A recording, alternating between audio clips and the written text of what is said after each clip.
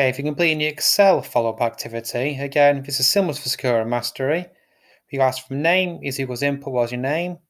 Ask what we study, and what's your mark out of 100.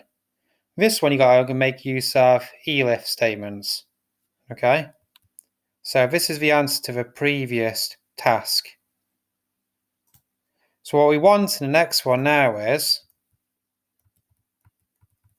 we want to show the different grades from ranging from 80 is going to be an A, 60 is C, and E is 40. So if mark is greater than 80, I will now put as A. I copy that, save myself some time. I'll change the answers in a minute. So if now if I put 60,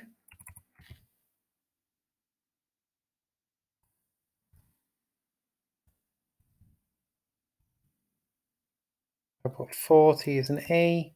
Anything else is a fail. So let's have a look. So if I put my name as now as Dave again. Studying maths. I got 39. It's a fail. Try another one. So I put Dave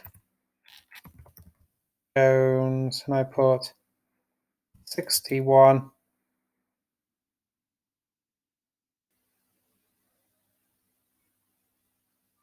I got a C and an E. It's really important there, because I've copied and pasted this one work and other things. You need to make sure these are elif statements. So let me just show you again how this can go wrong. So let me put again. Dave, well, I've misspelled it, you know what I mean. 61 again. Again, it just shows a C. So it's really important the elifs go in the middle. Repel does allow multiple if statements, where the Python we're using in school is a bit different. Okay, thank you for watching.